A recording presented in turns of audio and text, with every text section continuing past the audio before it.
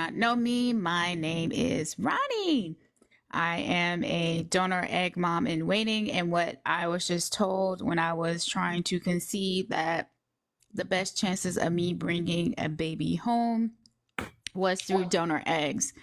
And so went on a mission, was looking for people who looked like me.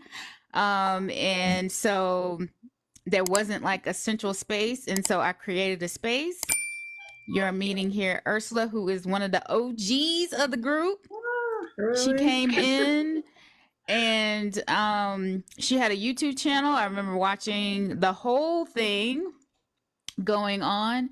And so she is gracious enough to share her journey. And I think it's a really good one because we were literally just talking about embassy and pregnancy loss and the subject of when you have fibroids and adenomyosis and endometriosis is the first thing that some doctors will tell you to do is have a full-on hysterectomy.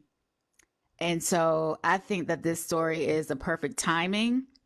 So introducing to the stage is Miss Ursula. Where do you want to start? I know that you said at the age of 34, we had a bad fibroid. Like we had a 6-month pregnancy fibroid going on. Yeah, so first of all, thank you so much for allowing me to be on the live and to tell my story. I appreciate this forum. It's a long journey story, but I'll start at age 34. So I went to, how I found out that I have fibroids, I did not know until the age of 34. I went to a concert and I passed out. And I thought I was having like some gastrointestinal problems.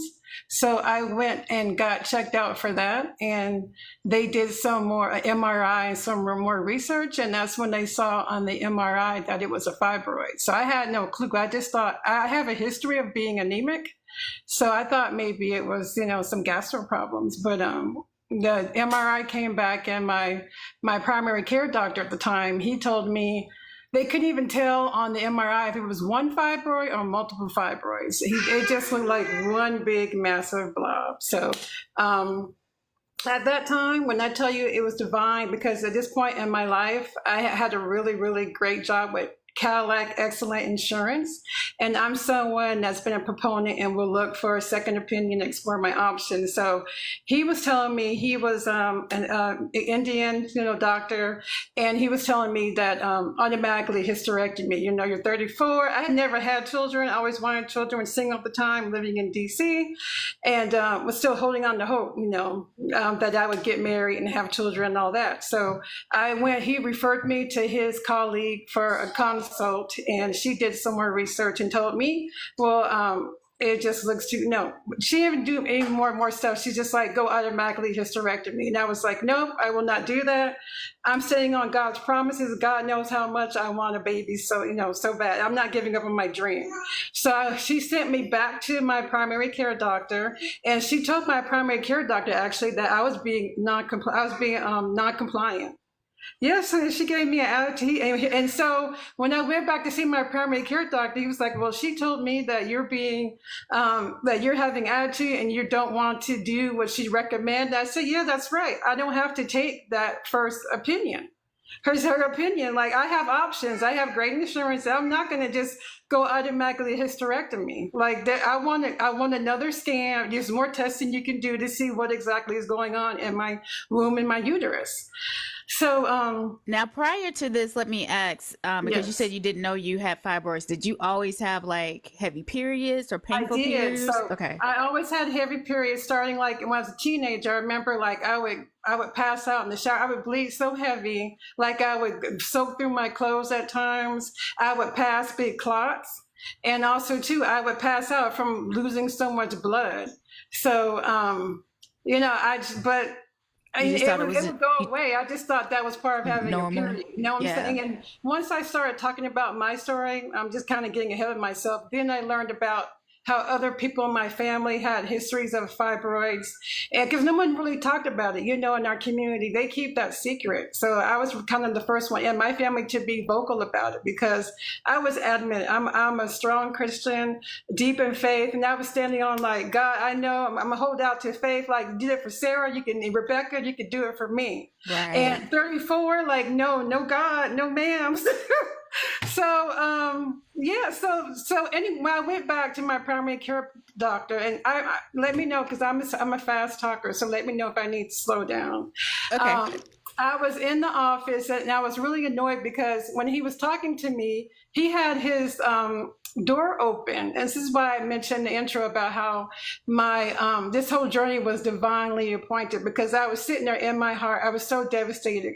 She was telling me hysterectomy. I'm like, God, I don't have to accept the first thing, especially Right. like when you've had jobs or just sometimes you don't even know like what to do. And this is what I learned from my other family members. I know my mom had miscarriages and she had a hard time conceiving me. My sister is 10 years between us. She lost a baby, stuff like that. So I knew there were probably infertility problems directly with my mom. But at the time I was like, I have excellent insurance. I'm going to fight. And I prayed and I was like, God, what should I do? So when he was sitting there telling me that, well, you're wrong. He was really telling me off and like, how dare you? Why don't you want to get a hysterectomy? I said, sir, I don't have to accept that. Right. I want to get another opinion. I want to do more testing. Like you can't even tell me if it's one fibroid or many fibroids. So I'm sitting there and I'm just thinking, he was writing the paperwork and, I was like, I'm going to go explore my options because I had PPO insurance. It was top of the line. I was like, I'm going to go somewhere else then. I'm not going to take this. And so as I was walking out to the front to check out, and I was really embarrassed because he had the door open. Other patients, he had like several rooms back there, Yeah. and other people could hear what he was saying to me. And so I was really annoyed. Like, how dare you? Like, why are you talking my business like this, right? So Right. I go to the counter to check out, and this Black woman comes up to me, and she's like, "Ma'am, I don't mean to be rude or anything, but I heard what he said to you, and he said I want you to know that I have someone that can help you."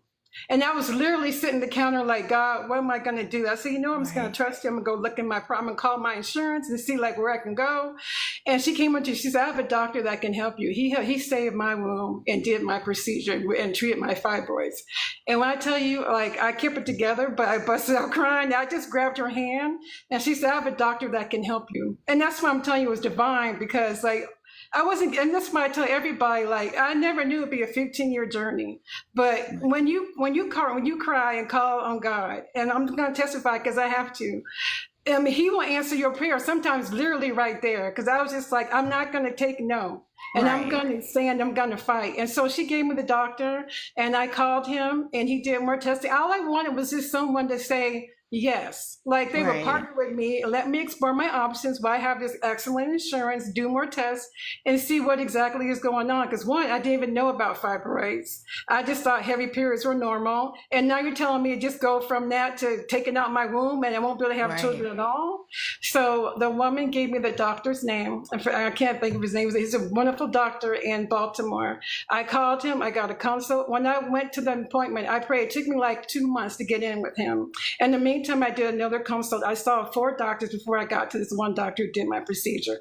I went to Johns Hopkins. I was living in Maryland. Went to Johns Hopkins. So she saw it and she was like, hysterectomy. I was like, nope. I got another appointment the following week. I was meeting with the doctor. The lady referred me. I went to him. All I wanted someone to say was like, yes, I'm willing to try. I'll partner with you and we'll see what we can do. I went to that appointment with him, with the doctor, and it'll come to me in a minute. God bless him. But the first thing he said was that, yes, I will partner with you.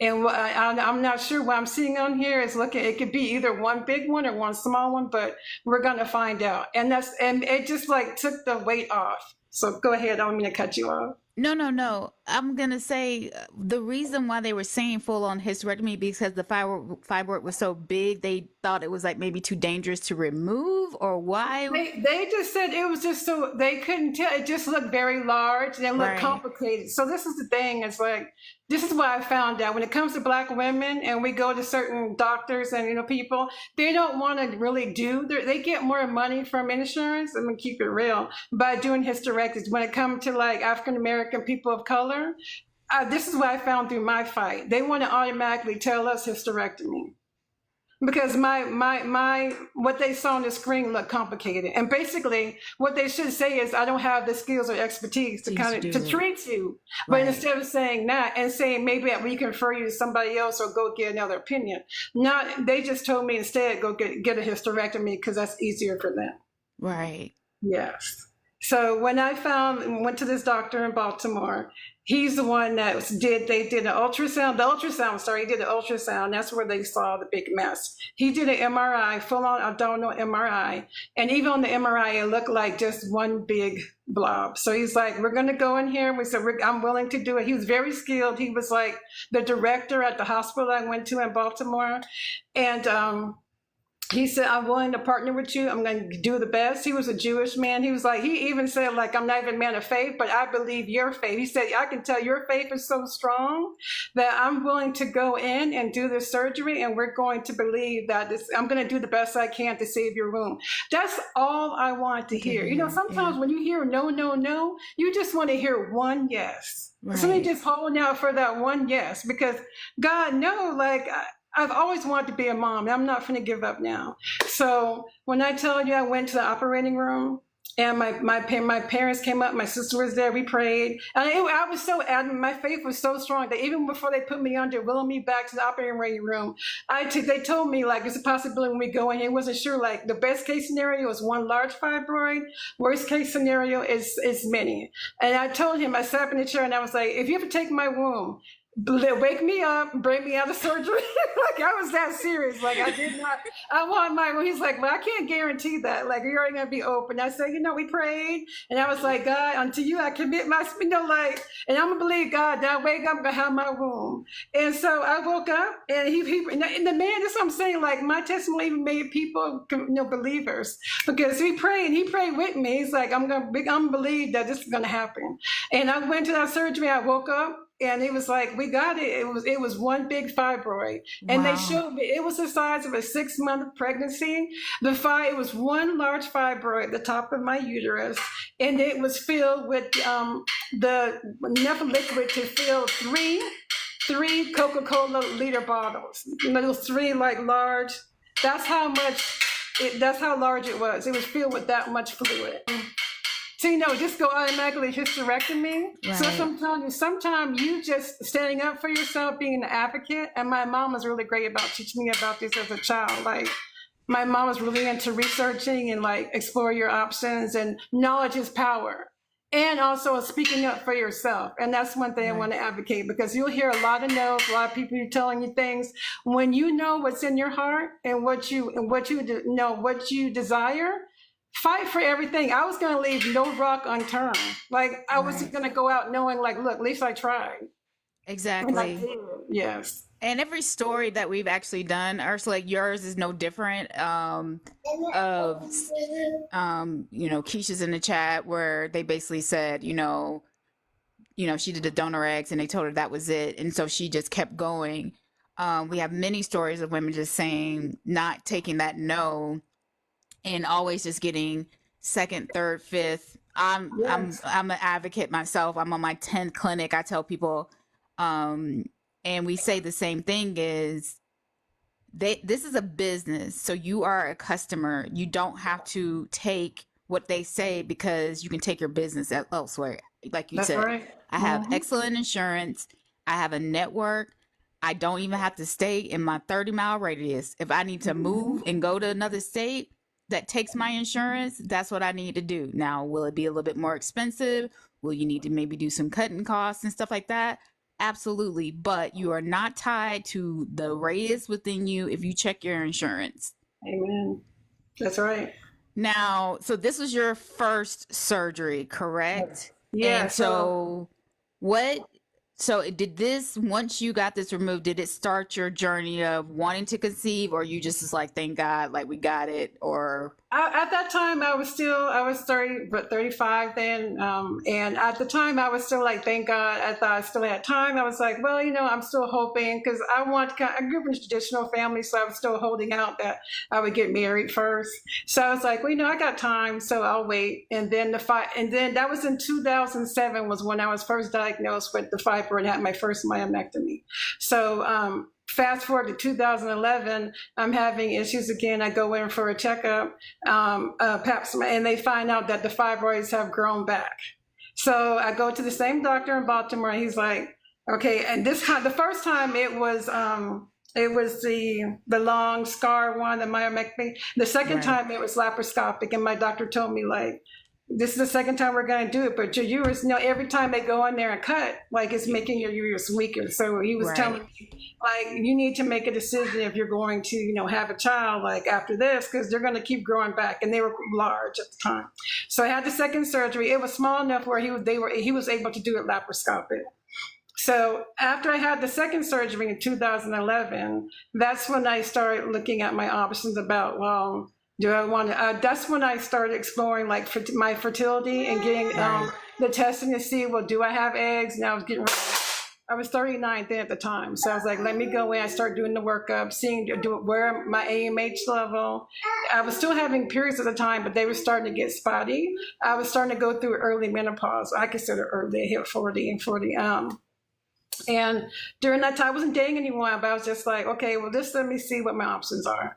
And so at that time, I had the test, and it showed my AMH was like 0.01. It was basically like nil. Right. I had like 2 eggs. I remember I went in for the ultrasound day 3, and they saw 2 eggs, and I was so overjoyed. The lady was like, "Oh, I'm sorry, we only see 2 eggs." I was like, 2 eggs? Yes. All you need is one. I was like, all I need is 1 egg. And she was looking at me like I was crazy. I was like, well, there's still hope. It could have been nothing in there. So there were 2. So I started going to, I started getting acupuncture because at the time I was reading things because I still wanted to have a child, using my own eggs at that time. Because like you were saying, you want to leave no egg unturned. Right. If I can do it, I just wanted to be able to experience pregnancy. But I started doing acupuncture, and because I mentioned that my periods were getting spotty and irregular. So after a couple months of treatment with the acupuncture, my periods started getting regulated. They came back and they were regulated. And I started, eating healthier and trying to get my levels low because, certain things were fluctuating, all that. So once I got that regulated, at the time I was dating somebody, and I was just like, my God, I'm just going to, I asked him, want to use your sperm? Like, whatever, let's go in and try it. Child, I'm gonna tell you, God said no, because I had an appointment to go in. Everything was regulated. They were like, looks great. It looks great. Let's go ahead and we'll go in to get you scheduled. And then me and the guy, I found out something about him. We broke up and I canceled that round. I was like, I'm not going to do it. This is not the person I thought it was going to be. So also during that time, my mom passed away. A lot of things happened. I turned 41. I decided to cancel that round. I didn't do the transfer. My mom passed away unexpectedly. And then after that, I took like a year, to grieve and handle her business. And then I decided, that's when I hit 40, 41. And I was like, my mom passed, it really woke me up. Because like time is precious. And if I'm going to go for it, like I'm going to go for it now. Because I mentioned that my Christianity, coming from a church background, I felt that pressure, what I'm saying, of like, well, I can't have a child out of wedlock. Like, what are the people going to think and all this kind of thing. And I was like, I can't worry about people. My mom died and all that. And I was just like, you know what? We're not promised tomorrow. And I can't worry about people. I'm going to go after what I want.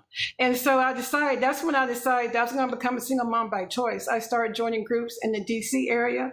Met some wonderful friends who were mentors to me and referred me to like CNY in California, California. Oh, forget that donor eggs and all that. So I just started my journey. I told my sister, I talked to my dad, because that was still important. If he would said no, I was still going to go for it. But, you still want your parents' approval. And my dad was like, he was retired military. He retired from the state of Georgia prison. So he's like, he understands. He was like, I just want you to be happy. If that's going to make you happy, I know you always want a family, like go for it. And so this was in 2018. That's when I decided to go forward and doing the research, because I didn't do researching different clinics. I joined single mom by choice groups, and that's when I found CNY. So CNY Fertility, and went through the process. I got a donor. I decided at the time, by that time in between, my periods had stopped. So I kind of missed my window for having my own, doing a baby with my own eggs. But that was fine. During this time while I was waiting, I was also looking into adoption. I was looking into fostering. My sister had infertility issues too. And she was married. She was going through fostering. We were doing it together. And my sister actually got pregnant while we were going through the training for foster care. So sometimes that happens, right? Then for me, when I went through the fostering and they mentioned to me about how it's a possibility, like you get a child, of course, everyone babies, there's a wait list, but if you get one, they may take them back. And my heart just couldn't do that because I knew if I get a baby, I'm going to bond, and I just would not be able to let it go. So I was like, you know what, fostering's not for me. And I was looking for adoption. This is the hard thing, one message I want to get out too, because being a single person, and I have a wonderful home. I'm stable, healthy, happy, protective person. The adoption agent said you would be an excellent candidate, but she told me, I'm going to be real with you, because you're single. You may be one of the last ones to get picked by adopted by a mother. And I was like, really? By a pregnant mother, because you're single? Just because of my marital status? Because you have to make a whole book and try,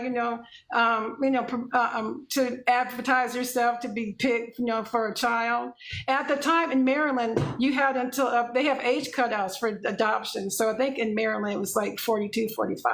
So I was like a year or two from it. But so I appreciate her being honest with me though, because that made me realize just move on, because I don't have time to waste trying to do adoption with that.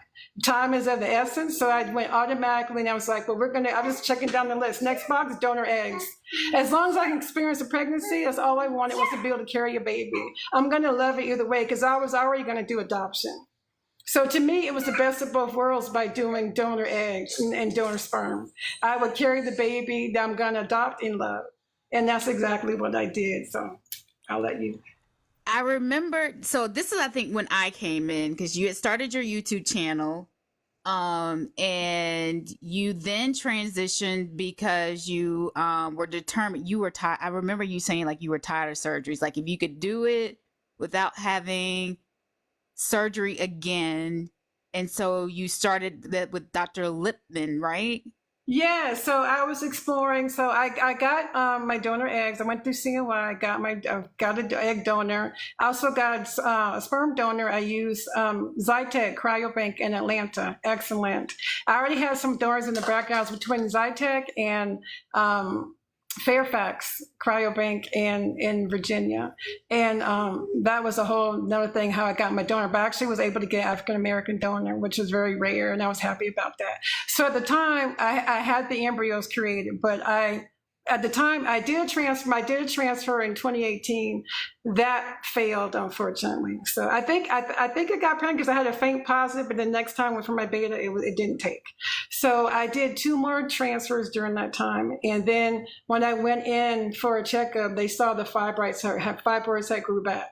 So the doctor, I can't think of his name now, the CNY doctor, Kiltz, Dr. Kiltz, yeah. the founder of CNY, wonderful man. I highly recommend the CNY fertility. It's when I got my baby. Dr. Kiltz is the founder of that.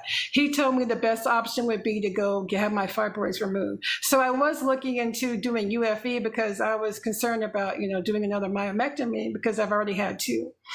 And so I did the UFE. So and explain to everyone. So a UFE is a uterine fibroid embolization. That's where they go in and they put like little capsules. They'll insert capsules into the blood vessel that the fibroid is feeding off of. So basically, it'll stop the blood flow. It'll stop their flow, and the fibroid will dry up and die. Now, what he didn't explain to me was that the UFE, that's the nickname for the uterine fibroid embolization, it works best for people who have fibroids that are less than 6 centimeters. 6 centimeters. My fibroid at the time was over 6. So I went in, this is what I'm telling you, well, you got to do your research and you trust doctors, and he was well, well recommended, does a job. He did Cynthia Bailey's, treated her from the Real Housewives of Atlanta, because young people follow her, love watching Atlanta Housewives. She had fibroids and stuff too, and all that. So I go there because at the time I had another new job. I had great insurance. I'm working it, girl. I'm using my insurance like you proposed, And I'm like, okay, I'm going to go there. I don't have to worry about doing myomectomy. I can get in pretty quickly and get the treatment. I had it done, and I kind of knew that day when I had it, because I read all this research on YouTube and the pain you're going to feel, and I wasn't experiencing really any pain after the procedure. And so we did a 3-month checkup after the UFE. And I remember the time I was in Vegas on a family trip, and I log in to do the video call, and he tells me, well, I did an MRI. I couldn't see the results they sent to him. He tells me, well, actually, unfortunately, the fibroid didn't shrink. It actually grew. And I was so upset. So that's when you saw, I think when you joined my YouTube, and my YouTube channel, for those who are joining, it's Uniquely Ursula. That's why I was so devastated. I'm like, here I am, spent all this money, and I was racing too to try to use my insurance, because we're trying to I had maximized my insurance for the year. So that means everything else is going to be paid by the insurance the rest of the year. I wouldn't have to pay no out-of-pocket co-pays, deductibles. I had already been met. So I was so blown, because like, here I am in September now. Mm-hmm. And now I'm delayed. I wasted all this precious time where I could have went automatically into just having, the myomectomy. He's telling me, basically, I got to go back to myomectomy. But once again, so I was, I did my little video. I was like, I'm shocked, I'm devastated, but I'm not going to give up, though. I prayed, girl. I'm trying to tell you, like, when you're in your lowest point, and I was like, Jesus, I don't know. Here I'm in Vegas, and I'm supposed to be, I'm like, what, God, are you kidding me? Like, you just took my money. Like, why didn't you mention from day one that it wouldn't take if your fibroids are 6 centimeters or more? So please, if you're out there, please learn. If you have uterine fibroids, find out the size of your fibroids, and if you have large ones, and 6 centimeters is basically, I have a bowl of fruit here. It's kind of like, if it was the size of an apple or orange or larger. Right. So I'm teaching my daughter fruit, so I have a fruit bowl. These will not be successfully treated by uterine fibroid embolization, UFE. So do not waste your money. The only things that would treat fibroids that are these size or larger is having a myomectomy. And I did some research. I went to another doctor in Jacksonville, and he looked at my fibroids, and he was basically like, he was honest about it. He was a white doctor, and I'm not saying anything about race, but sometimes, people of color, we do get treated differently. That's just a fact. But I appreciate this white doctor I went to. It was Jacksonville Center for what I forget. But he was honest with me. He was like, you know what? Your fibroids are outside of my expertise. He was like, you know what, it's quite large. I'm not familiar with that, but I can refer you to a colleague who is very experienced with that. And that's how I found Jacksonville Center of Reproductive Medicine with Dr. LaPerry. And that's the one who did my myomectomy. So he went in, we went into, that was just, now it's 2022. I went in and had my myomectomy. He was able to get everything out. And he said, wait 3 months, come back, so you can heal. And then the best case scenario, and this is the beautiful thing about, let me tell you how good God is. So Dr. LaPerry, the doctor who did the RE, who did my myomectomy, he actually was trained by Dr. Kiltz at CNY Fertility. Oh, so wow. I was like, what a small world. So, and I also remember, I don't know if you remember this, but in the waiting of the period, because, every year, and I need to do my post for this year, every year I do a post that says, hey, FYI, it's open enrollment time. Check your insurance. See if you have any benefits. Your benefits change from year to year. And in that time of your waiting, I remember you posting and saying, y'all, I got insurance that pays for it. Yes, I did. I was looking at my insurance. I was watching videos of open enrollment, and I saw that we had IVF procedure, because I called CNY to try to see if they could do my myomectomy. They had a long wait list, so they told me your best case scenario is try to get it treated in Jacksonville. Look at my insurance, and I saw this little caveat, this little line that said $10,000 IVF one-time thing. I was like, what, Jesus? Yes. And that's how they helped pay for me to get my transfer. And it also included donor I think blood work, all that, except for the sperm, which I already had the package through CNY. So I already had the embryos created. So I was elated. So after, after all that devastating video, then I posted about doing my insurance. I think I was following you, somebody. I was like, I'm gonna go check my insurance, and I found Sure it. is. Yep. And And so you I mean, said, y'all check your insurance, check your insurance. I was like, I got it, because I was looking into getting a second job with Amazon. I was going to do whatever it took. I was not Right. giving up because I still had a womb, and I still had a desire, and I still had a strong faith. But girl, I'm gonna give it everything I got. And so I had this third myomectomy surgery. That was in January of 2022. Waited 3 months. Went back in April, and everything looked beautiful. My Right. wound was all clean. They said, okay, everything looks great. Let's go. And so during that time, I went in. I went and took leave from work and went up. I took 2 weeks to relax. I started doing acupuncture for a month before I had my transfer, and a month after, and the day of my transfer. Flew up to CNY Fertility. I already had 4 rounds that had failed. But I was down to 2 embryos. And the embryos I had left was rated. One was a 3 BC and one was a 2 BC, which was like fair, and one was poor.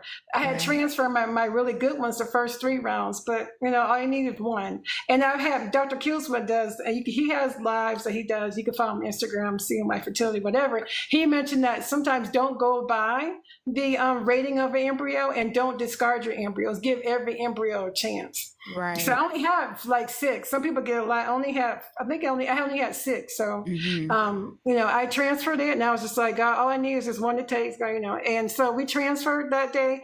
And usually it's very hard to get Dr. Kills from 2019 until 2022 when I had my transfer.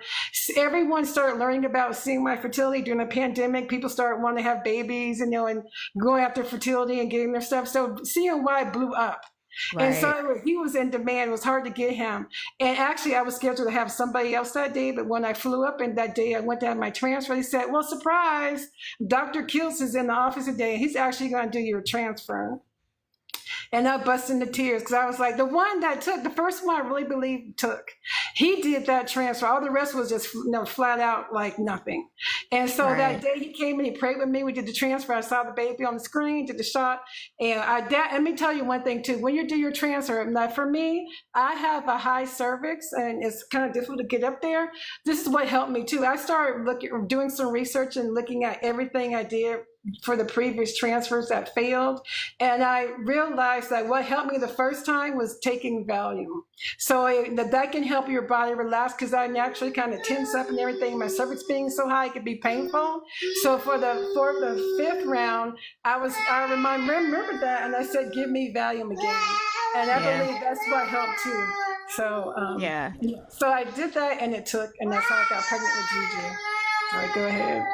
I remember the YouTube, and I remember, so a lot of people, when they have transfers, they test early, and you have talked so much about your faith.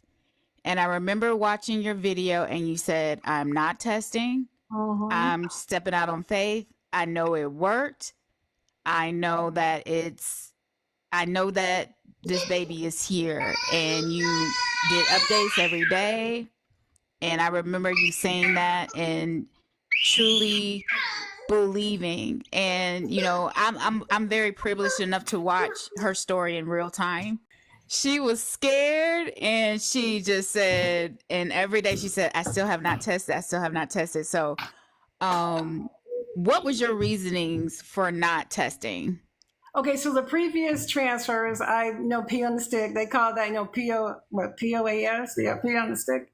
And it would get my anxiety up. So if I saw it was still faint, it was faint and didn't see anything, I would start panicking. And so I was just like, this time I'm not even going to put myself through that roller coaster or merry-go-round. I'm just going to hold out to the 12-day, was it the 12-day wait or whatever, and just believe that that baby is going to come back positive. And so I just rejoiced and prayed. Also, I had friends that prayed with me. I had one lady that recommended this beautiful YouTube channel.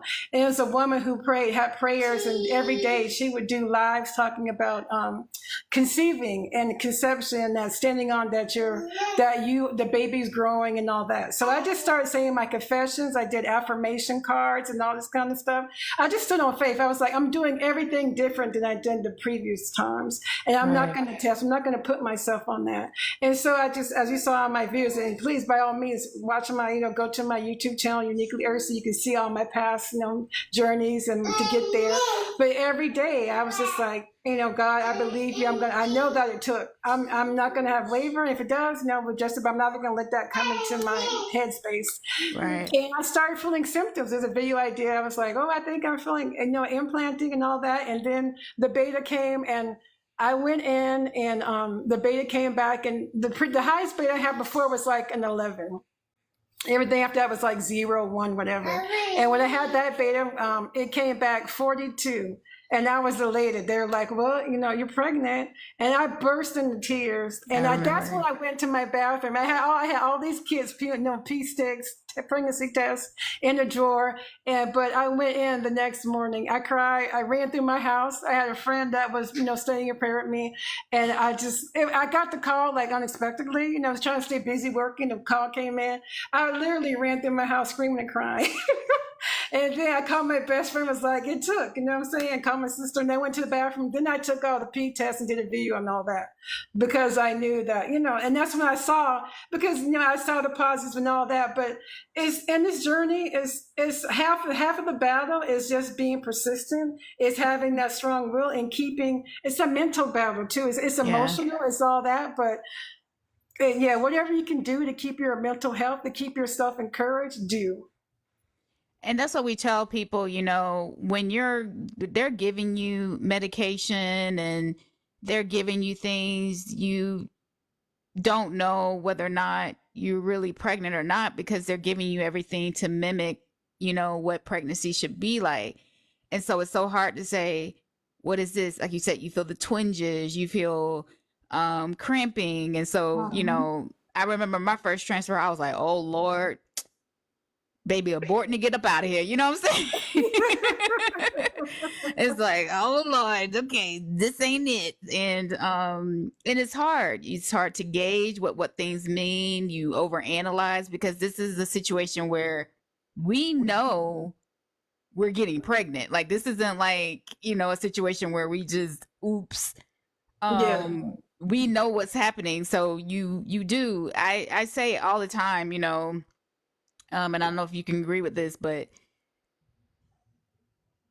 the transfer, getting all that kind of stuff is stressful. The 2-week wait is the worst. And I think waiting for your ultrasound is the second worst thing ever. Yes, I agree. And what was I gonna? There's something I was gonna add to it, but I lost my train of thought now. It'll come back to me. So that's what I want to mention, that sometimes they will prescribe, sometimes don't throw everything in your order. Right. So do your research too, because I remember the first time that I felt like took, but it didn't fail. But I kept it very basic. I just did the estrogen, I did the prednisone, a couple of things, and then everything. The next 3 transfers after that, I did all these add-on stuff, and it made it complicated, and took all these medications. And I was like, that's what, for the 5th month, so I'm going back to the basics. Right. And sometimes that's what works. You don't need all those things. Like you said, it's a business. So sometimes the fertility clinics are trying to sell you, like, get the ERA, take this medicine, take all that, and it could be too much for your body. And that could be causing you not to get pregnant too, because of all these different hormones and things that are adding on. Just take the basics. I mean, sometimes that's what worked. That's what ended up working for me. I did acupuncture, because we know that's proven to help improve implantation and all that. So I did the acupuncture. I just did the bear and the one shot. I forget now. I can't think of it now. Progesterone. You did did you do a trigger shot? Is that what you No, did? because I already had, it'll come to progesterone shots. Got to do that in Oh the yeah, butt POI. for Yeah. like Mhm. to 12 weeks of pregnancy. But anyway, Right. Right. but it took. So sometimes, like I say, do your research. Sometimes you don't need all the things. They're trying to sell you a package, sell you all this medication. You might not need all that. If you've done a couple of rounds and it's failed, then revisit. That's was one thing I really did. I literally had a stack with transfer one, transfer two, and I compared everything. It was like, what didn't work? What did I do this time? I added on this, and for the fifth one, I just went to the bare basics, and that's what Right. worked, acupuncture. So, go ahead. Now, talk to us about the positive. Got the positive pregnancy. I remember you documenting that you were, and she really did. They told her she was pregnant, and then she went and took a test. She was like, "Y'all, it's positive." I'm like, "They already told you I that it know, was positive." but She was no, like, I "Y'all, felt it's positive." I felt They good told you that. Y'all, it's a but line there. but you know how when you always see blank positive pregnancy tests, to actually see that no plus and see you say yes, like even though I knew I was pregnant, but it was still all brand new, seeing it like live on the little stick. She So really did, y'all. She was like, I they don't call. She's like, y'all, did. they called me. She recorded the phone call and everything. She goes to the bathroom and she literally goes, "Y'all, it's a lie."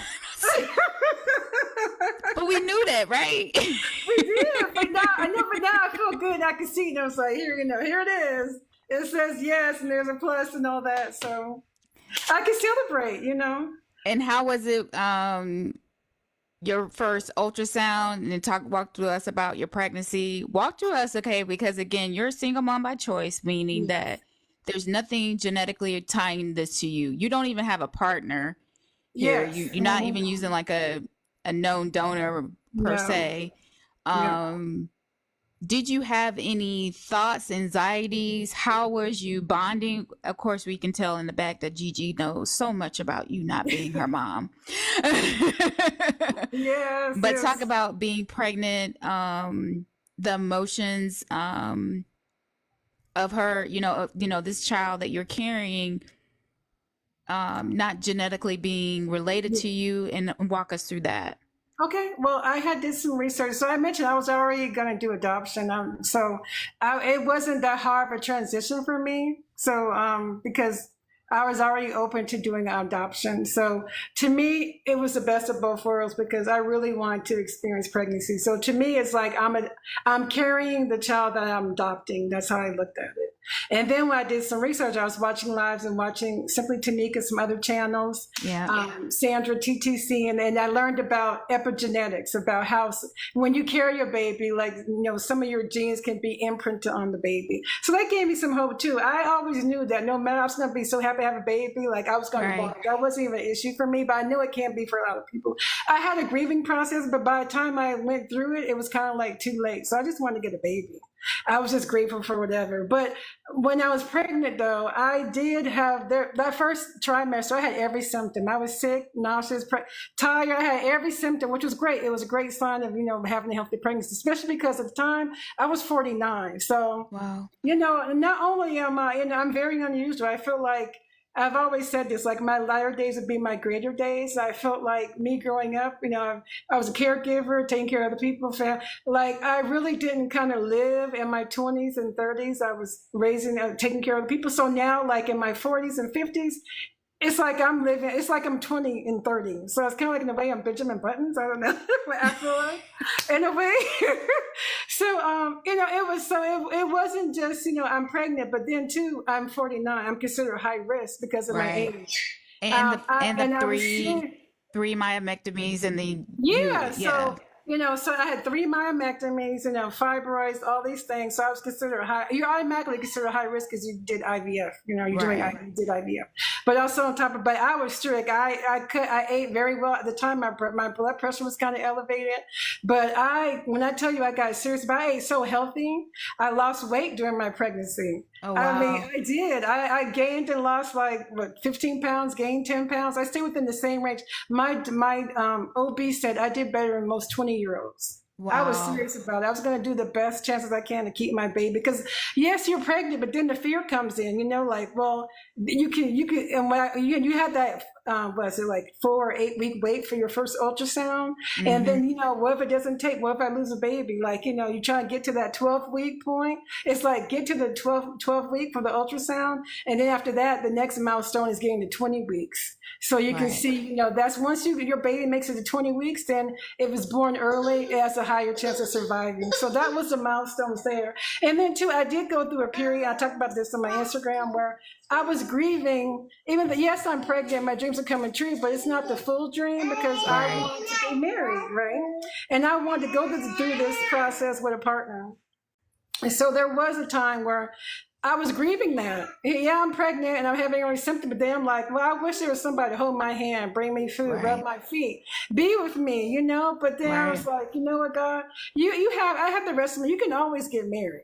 I've seen people 50, 60, 70s get married, but you can't always have a baby. So Right. sometimes you can't have it all. You know what I'm saying? You get to pick your choices. But, I deal with that. I did seek out mental counseling. I talked to a counselor talk about my emotions and I realized I was grieving, but it was okay because I had a lot to look forward to. And it doesn't mean just because I'm single now that it won't happen.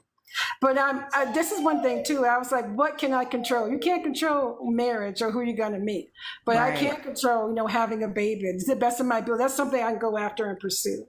So. Right. And you can control as much as you can what you eat, having a healthy pregnancy. You can control those things Mm-hmm. during the time. Now, I know definitely because of your situation, they automatically said C-section. They didn't even probably Yes. give you a Yes. choice, Yeah. especially you were within the year. So this is the thing. If you get a myomectomy and you know you're wanting to transfer, she transferred pretty much three months after her surgery. They're gonna Mm-hmm. automatically say that because one, your womb hasn't healed in enough time in order to have a vaginal birth.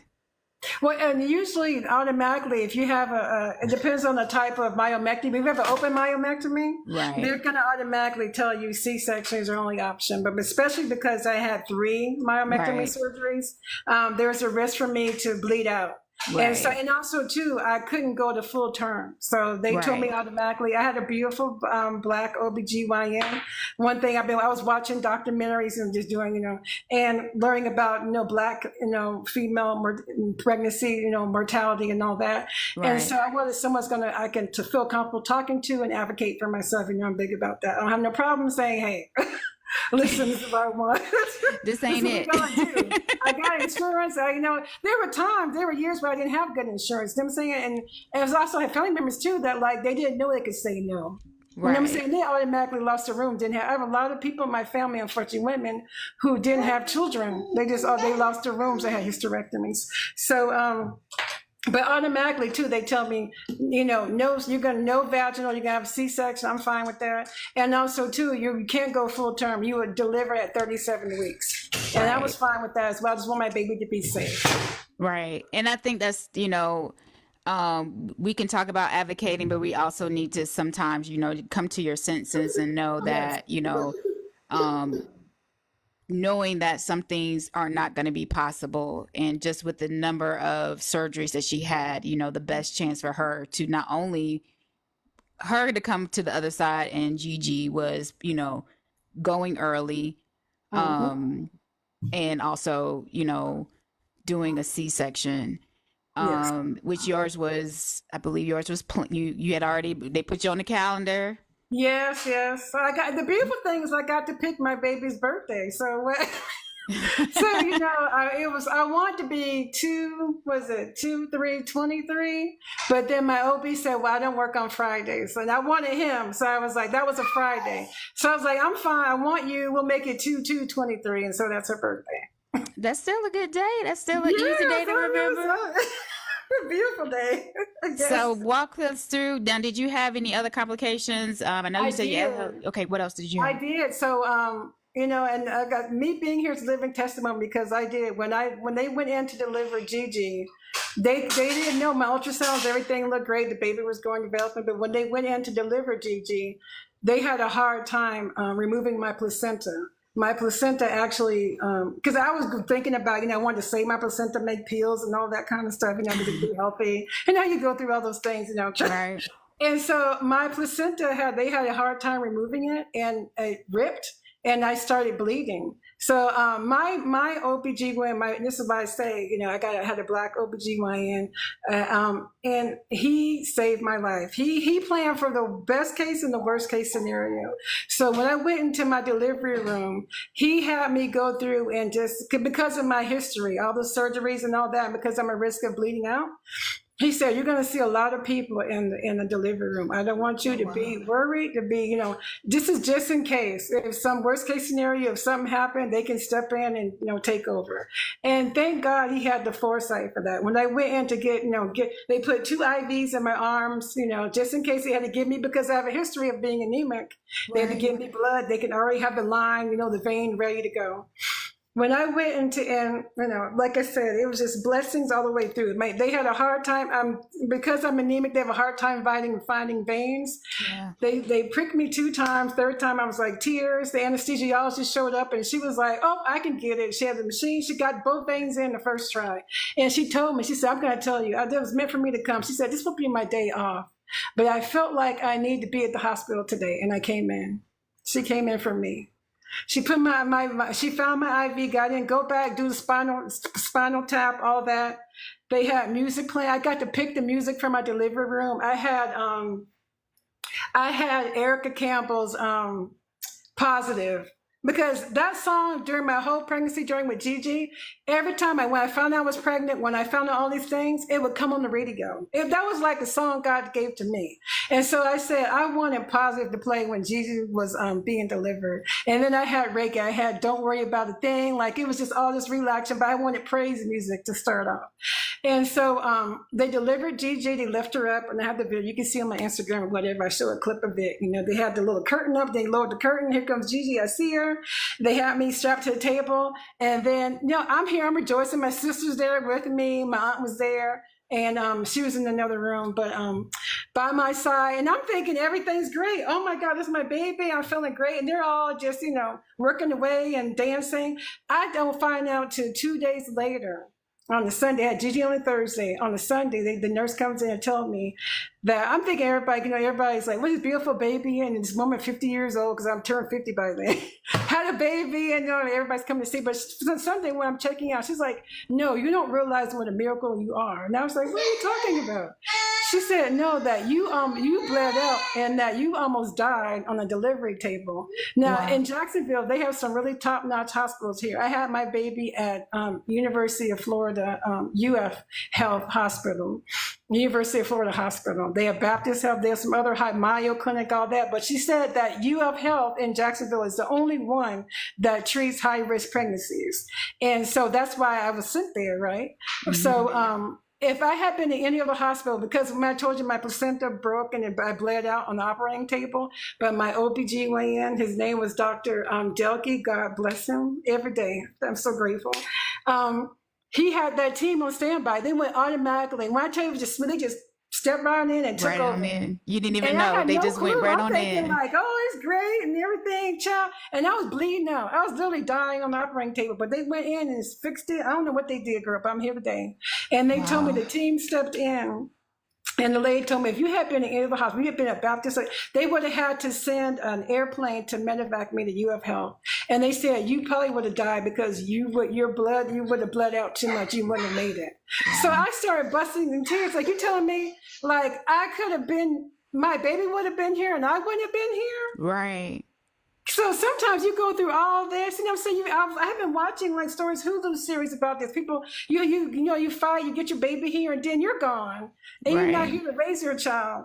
And I mean, I still get choked up about it because I'm just like, oh my God, like, I want to have a baby, but I want to be here to raise my baby too. You know what I'm saying? Like, I'm just so grateful because I still get chills. I couldn't believe it. Like, when they told me, like, you wouldn't have been here. You just don't know, like. You were dying. It's amazing to me too, that your team was calm enough to just go and get it done and without alarming you. Because I think if they'd have told you, you probably would have panicked. You probably would have made things worse. And they just went in there and just said, you're doing great, whatever like this. And you're Yeah, like, oh, exactly. okay. Yeah, they're singing to the music, bobbing their head. They're like, "This is a good play mix you have." I was like, "Thank you." I wonder what the other side of that curtain looked like. Like, I know. I don't want to know. My sister hear my baby crying. My sister's taking pictures showing the baby. And then the beautiful thing, they put Gigi, that's the nickname for my baby, next to my face, and she automatically started crying.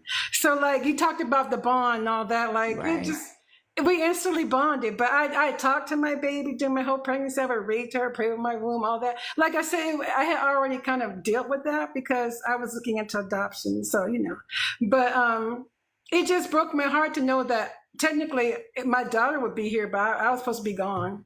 So right, my Gigi was doing so great that she was ready to go home the next day. I had to stay in the hospital 2 additional days because they had to give me a blood transfusion. And this is what happened. So they told me from the delivery, there's a possibility that they may have to do a hysterectomy. The still okay, here I'm facing it. You know what I'm saying? If we go in and your womb collapse, this is the warning I get. I gotta sign up on a waiver because when I tell you my womb gave it all. I said I'm so proud of your womb. You did it. We worked. You did that. Like if I have to lose it, it's okay because I got my baby. But right, so after surgery, I wake up. I'm there in the recovery room. Technically, you should only be there like 2 or 3 hours. I was there for most of the day, like 6, 8 hours. They come back and tell me that because my placenta ripped apart and my uterus is supposed to you give birth and it's supposed to blood's supposed to contract and go back into shape. My right. womb just went flat. It just blared out and Wow. went flat. So what they did to try to stabilize me, they gave me a transfusion and they inserted like this little ball, air kind of like a Right. balloon, to help Hmm. my uterus to harden and form back up. So they said every hour they would come in and check my uterus or cervix and best case scenario is that it would shape back up. If it didn't, they would have to go back and do a hysterectomy. Praise God, it stayed, it hardened, it formed back, and it started contracting, and I still got my womb to this day. So when I tell it was just getting pregnant, then staying pregnant, then delivering. I never imagined that. Here I am being so good.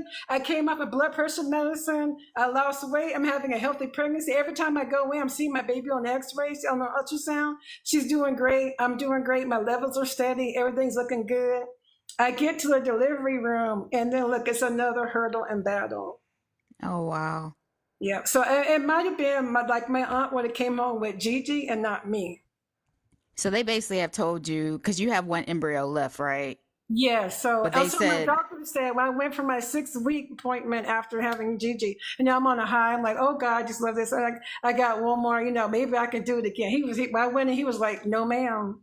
He was like, no. He was like, I know you're happy in the baby joys, but no, you cannot. Your body, you can't do this anymore. You're one and wow. done. Your uterus. And I was like, you know what? It's okay.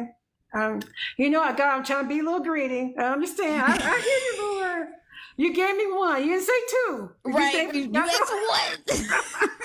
You asked for one. You paid for one. You got that one. I was like, and I got what I wanted. I always wanted a girl, and everyone's like, on the ultrasound photos, look kind of like a boy. I had a gender reveal party.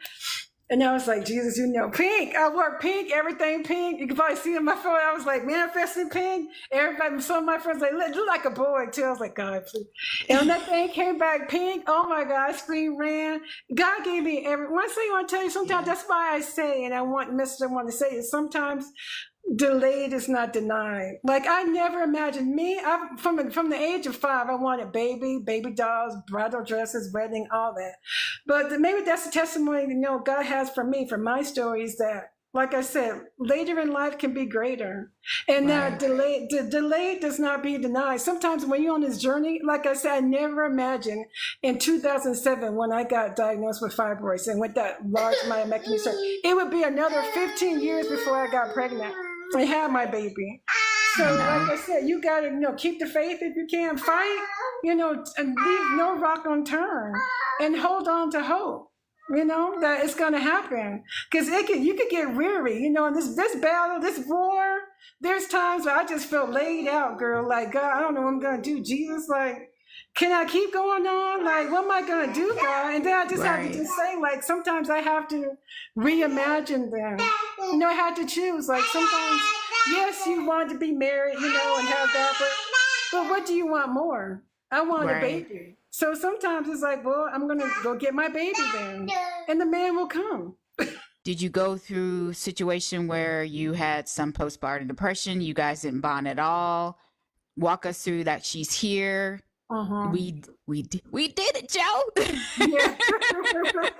I did have postpartum depression. I never had any issues bonding with her because this is one thing, and I trust and believe, and I see like when I can see pictures of Gigi and like my nephew, and she favors him a lot, and people even tell me like Gigi favors me, and I really believe the epigenetics thing is true. Like when you Yeah. carry your babies, I believe yes, when you look at the chromosomes aren't me. Right. But some of my juice she baked in my oven. Some of me got imprinted on her. I was gonna So say that when you gave me pictures of her and I was looking, I was like,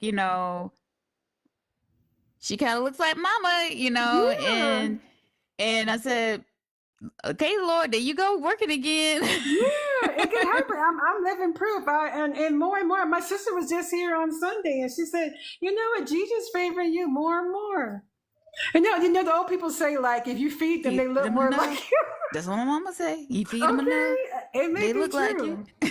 But I did go through postpartum, but I think it was from just the whole trauma of it all. Right. Not so much the bonding, because I bonded with Gigi immediately. It was just my body, what it been through. I had a hard time trying to breastfeed after I had Gigi. My body had just been through so much after delivery. We're healing from that, and trying to get the breast milk to start.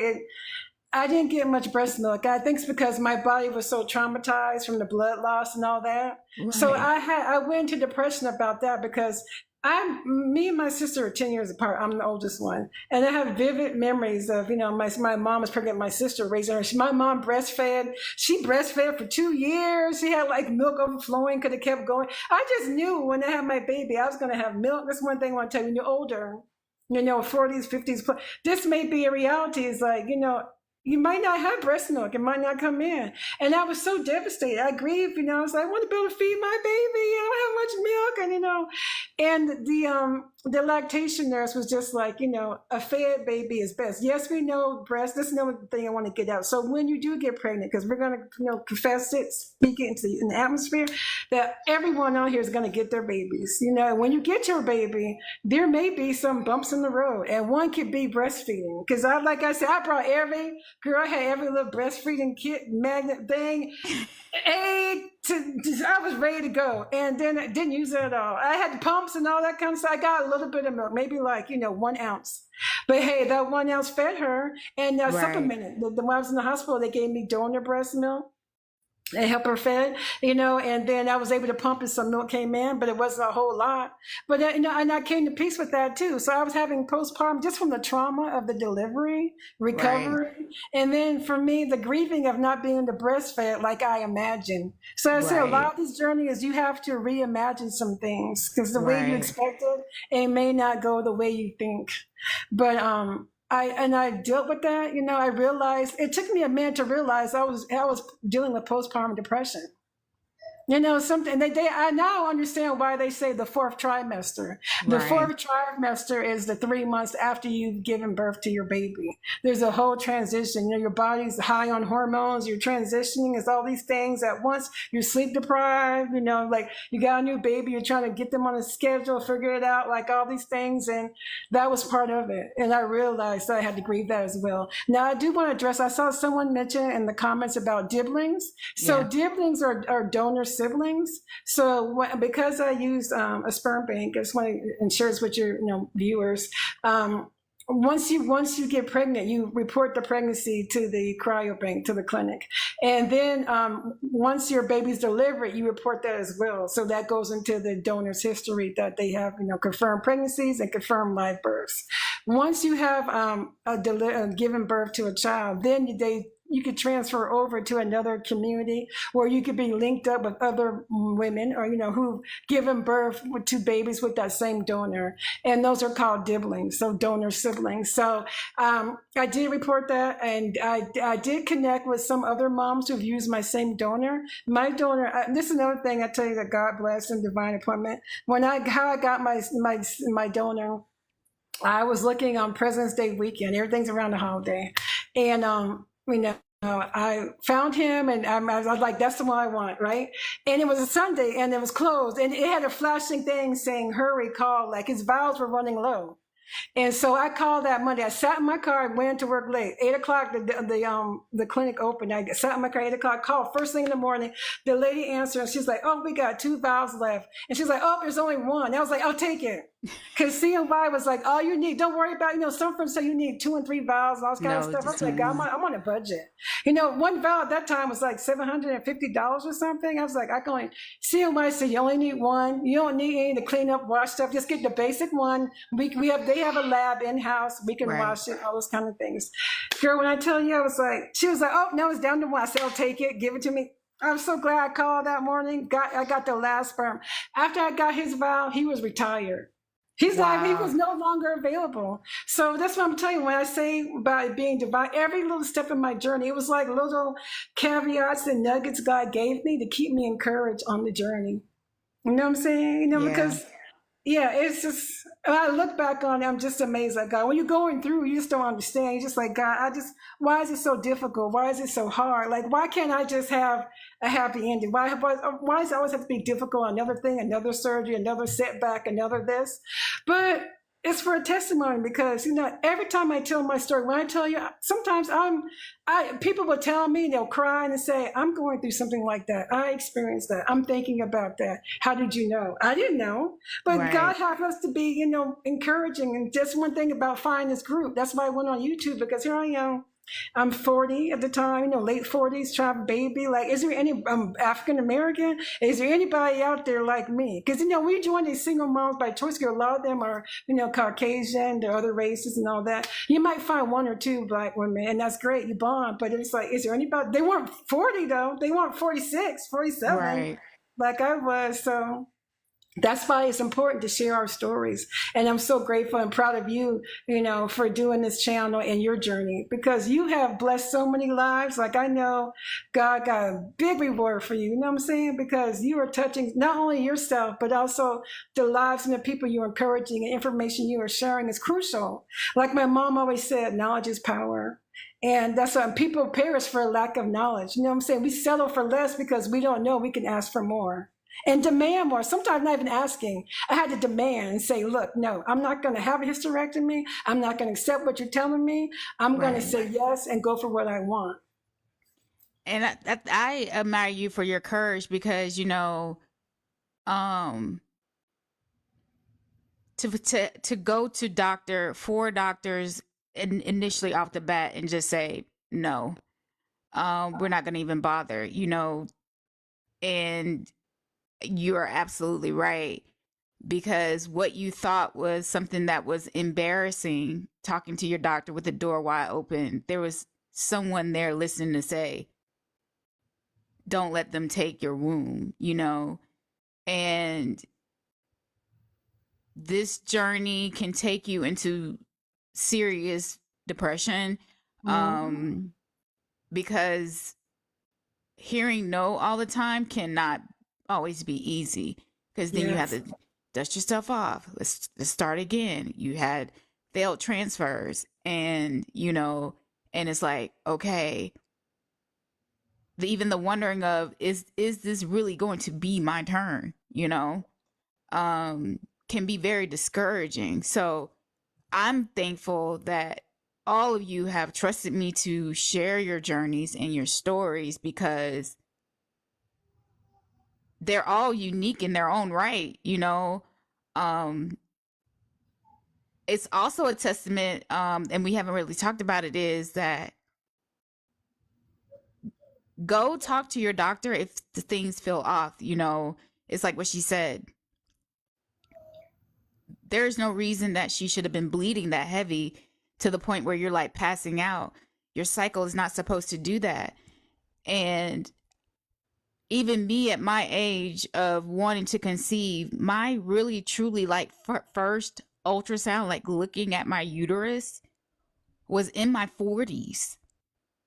You know, a lot of us don't do that either. So have someone, I mean, I had PAPs, but there was Yeah. nobody like looking to check to see if I had fibroids or have any kind of women's issues unless I brought it up and I didn't have anything that I thought, because like you said, is, I mean, I had heavy periods sometimes, but sometimes I didn't. So we were always just taught like, that's just what it is. So, you know, the fact that you had a fibroid the size of a 6-month pregnancy, you were in a lot of pain for a very long time. Long time.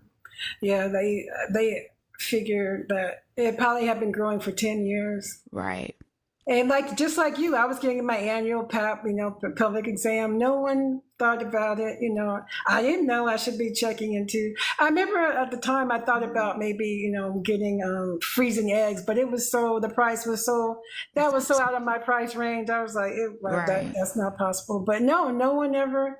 This is what I'm saying about education and how Right. it's so important to pass that down to girls because we don't know. We perish because we don't even know to go check on look into our fertility and see where we're at. Like you said, we're taught to just deal with the pain, and that's just part of being a woman. You're gonna, have periods like that. Right. And just to have people understand that, you know, especially dealing with fibroids, that if you are, you know, most of the signs of saying that you have fibroids are, and we're not talking about little dime size like this, blood Yeah, clots. We're talking about the big big, one. huge Yeah, lumps like coming out. yeah, Yeah, are really like sizes of probably a symptoms of fibroid. So if you're, you know, I think it's an hour check or whatever like that. If you are going through any kind of napkin, if you have to wear a tampon and a yes. sanitary napkin, and you're going through both of them, that's a sign of an issue. Mm-hmm. Um, you know, painful. Is understand that your uterus, when you do have your cycle, is it's going to be expanding and contracting. Mm-hmm. But if it's debilitating where you can't physically get out of the bed or you're always hunched over, that those Mm-hmm. things are not normal. Um, uh, you should bleed, but bleeding heavily maybe the first 2 days. But if you're going 4, 5, 7 days, that's something that you need to speak to your doctor about. That is not normal. Or more. Um, I had one friend she would bleed, have periods that lasted like several weeks, right, sometimes even a month. So right, that's unusual too. That's abnormal. right.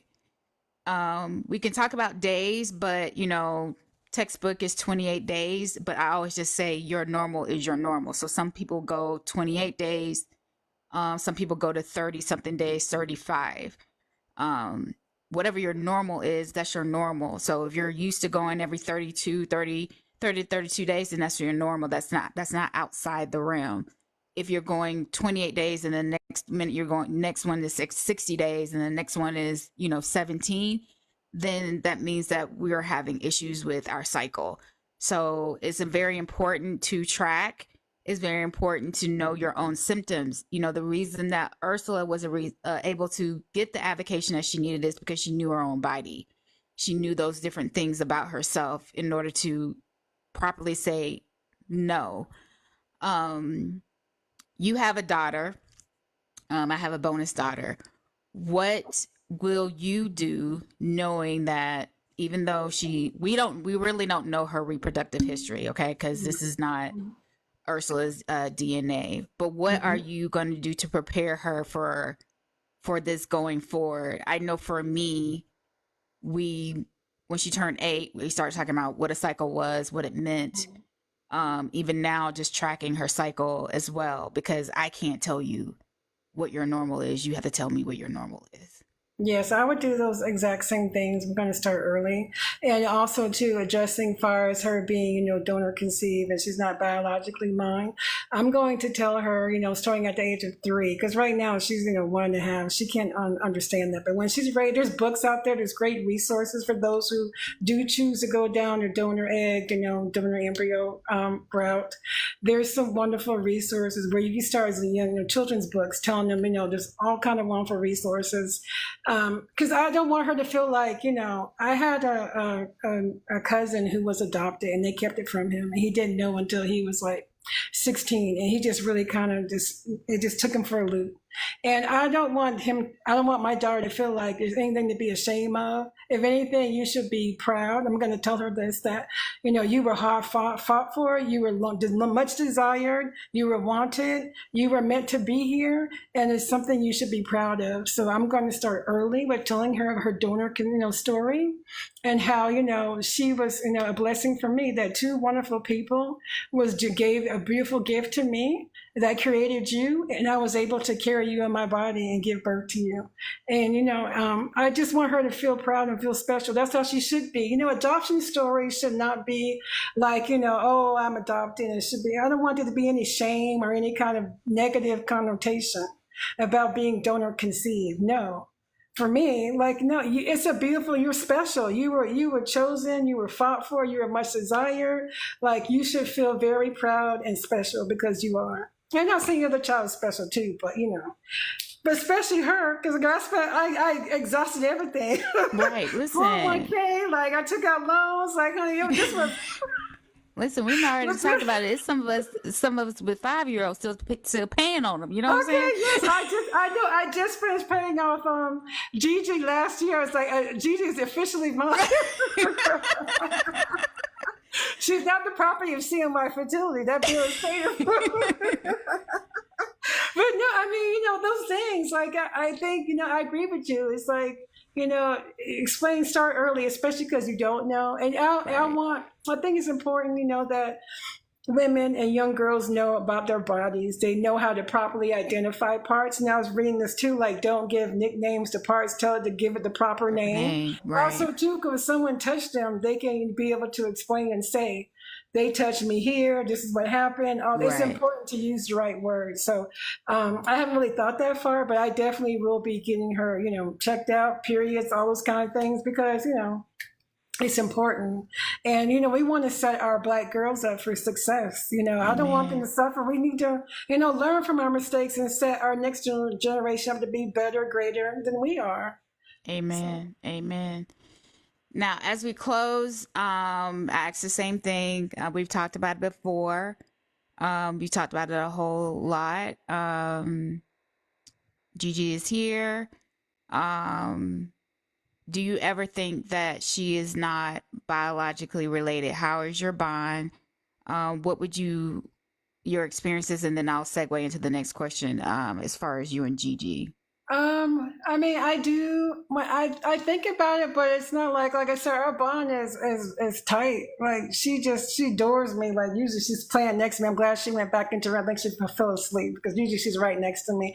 But there's no bonding issues, like I said, because I was already looking into adoption. I just wanted to have a baby, so I kind of was at peace with that. Whenever I think I have pictures of my egg donor wants to be anonymous, but I do have screenshots of her. But I'm going to respect her privacy. Yeah. I won't share that. But with the sperm donor, I'm just grateful. I'm just gonna I have pictures of the sperm donor, so I will show her that. And this is your biological dad. But it's like a bonus thing. If I get married, you got a bonus dad, you have a bio dad, and you have a natural, natural mother that's going to raised you and all that. And both of them wanted you because look, she gave a gift. My egg donor, seeing wife fertility, you get the whole history and everything. She already had a baby. She had friends that had infertility issues, and she saw what they went through, and she wanted to help. And so she donated her eggs. So I thank God for her giving the gift of life, because she was willing to, she knew what it was like for her friends, and she knew the pain and trauma, and she wanted to help. And like, because of her, I have my baby. The same thing with the sperm donor. Like, he wanted to give back. I have a whole audio for him, And Zytec I love. They have photos, they have audio clips you can get. And he wrote a letter, to potential donors. And he said about how he loved to travel. I had a friend, a single mom by choice group. She gave me a tip, and she was like, when you're looking for a sperm donor, look for someone like you want to date or marry in real life. And that Right. made it kind of easy. I wanted someone like black man, I want someone tall, fit and all these kind of things. And so, but what I like is I grew up in the military, in the Air Force, my dad, and I loved to travel. He traveled. His parents were like, worked in the civil service, and, he was engineering mind. And what's so amazing about that is that Gigi, right now, even at the age of 1.5, she loves taking things apart and putting things together. So I already see things that he wrote in his story that Wow. Gigi is doing already. But there really is no bonding issues. Whenever I think about my egg donor, my sperm donor, I'm just grateful. And I honestly, like every once in a while, a couple months, I'll say a prayer for them because without that gift, they gave me life. They made one of my dreams come true. And because it was looking like technically I should be single cat lady. You know what I'm saying? Right, right. With Single all the dog mom or surgeries and whatever. everything. Yeah. You know what I'm saying? But because of their gift, you know what I'm saying? It made my dream come true. I'm just grateful. I don't have any animosity. I don't feel like I missed anything, because yes, it would have been nice to have a baby that was biologically mine. There was a period I did grieve about that, but it was already too late then. I grieved it, but it was just like, you know what? Well, what can you do? I still just want to have a baby. So when I think about that, I'm just grateful. And you have one embryo left. Have you thought about maybe donating it, or just it's still just you still paying a daycare bill on it? No, so when my OB told me I couldn't have any more, I thought about donating it, but I knew people want usually more than one embryo, so I decided to just go ahead and destroy the embryo. That was a very hard decision for me. I had a hard Okay. that was hard for me, but I just felt like no one's gonna want just one, and it was rated so poorly. But that was very hard because that could have been Gigi's brother or sister. You know what I'm saying? Right. But I knew I couldn't do it anymore. I had a hard time. It took me a year, and I'm paying the storage bill and all that. And it was just like, Right. well, you could. And so I just donated to CNY Fertility. That's what I did. And it's a personal choice. Everybody decides what they want to do. Some people donate theirs to science. Some people donate to a family. Um, and some people just choose to discard. So whatever decision people make is what they make on their own. Because I mean, again, you got to pay the bill. I don't have to pay the bill. So Yeah, uh, it's real talk. It's yeah, true. it's what you decide. And I think shockingly people think because, oh well, you did donor eggs or you did this, like you should be wanting to be willing. And there are just some people that say, you know what, this is my baby and I don't want to see that. So we all have our valid feelings of why we do the things that we do. There's nothing wrong with what you decide to do. I like to see whatever perspective it is, because there may be someone who is torn with the fact of what they should do, and knowing that there are options, to donate it back to.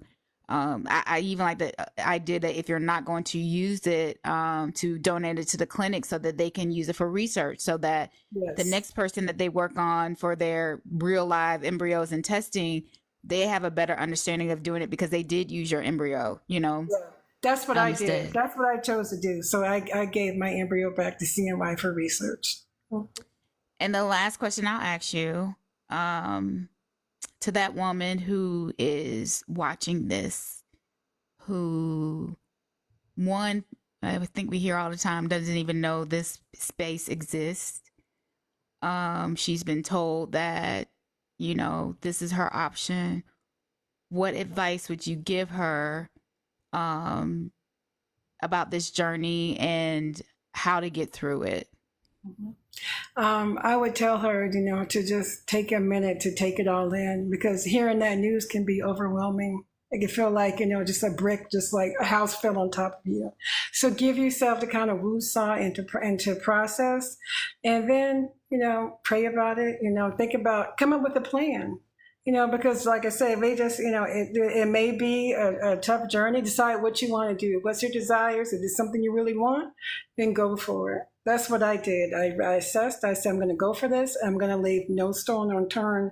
Whatever options I have and I have available, I'm going to use it. So use your tools, do your research, look at your insurance, use your FSA, HSA, your pharmacy, all those things to help pay for your procedures, pay for your meds, like talk to people. This is one thing too. I'm so proud of myself that I opened my mouth.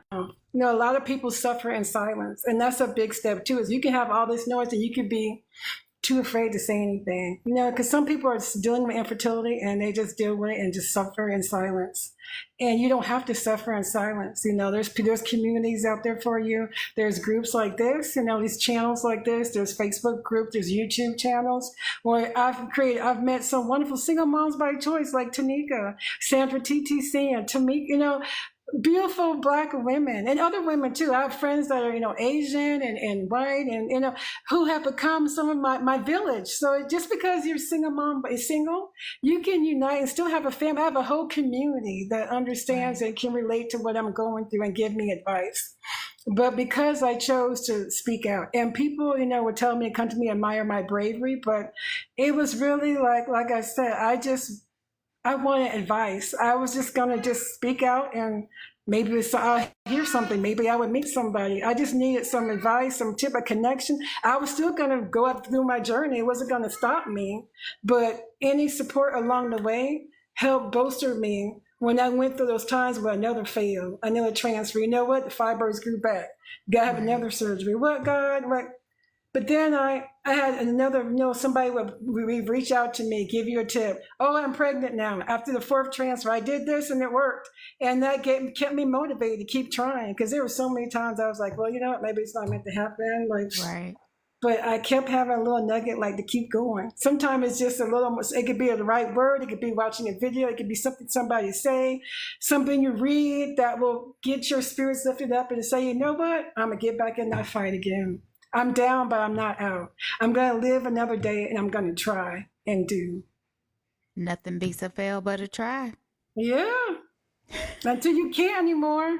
Until I can't. One thing I was going to say, if it didn't happen, I was going to say, well, you know what? At least I know I didn't go down not trying. Right. And I have so many friends that are my age, you know, and younger, that unfortunately, you know, it's too late for them, and they never tried. They just accepted, you know, and that's what I would be at peace with myself, saying, you know what, I tried. I gave it my all. Right. If it didn't work, I would grieve. I would be upset. I'd be, you know, but at least I know I tried. God, you gave me opportunity. I knew the most I could do was 2 rounds of IVF, you know, getting embryos and all that. I did that. You know, and I'm grateful. Sometimes, you know, that's the thing too. Sometimes you might not get your baby. We got to be real about this. You may go through this and it don't happen. And you have to come to peace with that too. And right. That's okay. But at least you know, you can have peace in yourself and know that you tried, you have opportunity, and you did all you could to get that baby. And there's other avenues. That's the great thing about living in this time. There's so many ways to motherhood. Yeah. That you can get your baby. Just find one or go use every one. Just start and work your way up until you get that baby. And we have moms who, you know, you get their baby through surrogacy. We have moms who get their babies through, you know, traditional adoption. You know, we have women who get it through donor eggs and donor sperm, or their partner's sperm and donor eggs. They get donated from another family. So mom can be whatever it is that you want it to be. It doesn't necessarily have to mean, you know, natural birth. Yes. And what I tell people is, you know, because they think like, how, you know, I see this all the time, not much in our group, because I think that we do a really good job of debunking that myth. But I see so many people, you know, in other, especially donor conception groups, and going, well, how can I love, you know, is the bond going to be the same or is going to be different? I'm like, girl, if somebody ran over your dog right now, you be rolling over in the grave somewhere because they don't take your dog. You mean to tell me that you gave birth to something? You're not going to feel something? That goes out the window. When you see that baby, and that baby, like I said, they held her up and you holding that baby in your arm, you're not going to care. I mean, that's how it was for me. Like, even before that, but especially when I was holding her, that was my baby. Right. It was I don't care what DNA. She is mine. She came from me. I carried her. Like, even if I didn't carry her, she's still mine. And when people, you don't sit there and I'm sure when they explain, like, you know, Gigi look like you like, she sure do. Yeah. And even she didn't, she's still mine. You know what I'm saying? I got the receipt, the bill, whatever. Like, just like you get a weave. That hair is mine. It might not be natural, but it's mine. Right. We got the payment plan that says that she mine. Gigi. Very good. The star of the show. Look at you. See, that's my son. That's my son. Does she knows the song too, don't she? Yeah, she heard it now. Yes, yes, indeed. So, ladies, delayed is not denied. Delayed is not denied. And I think that's what we say that all the time in every shade is, there are going to be hurdles. But nothing beats a fail, but a try. And this didn't work, but that doesn't mean that another route or avenue won't work either. So go get your baby is what we Amen. Go say. get Go it. get your baby. Go get it. Well, I'm gonna drop you down. Okay, You're good. You blessings. did great. You did Thank excellent. You you. did excellent, excellent, excellent. Thank you so much. And you can always reach out anytime. Thank you, Sharonda. God bless you. You too.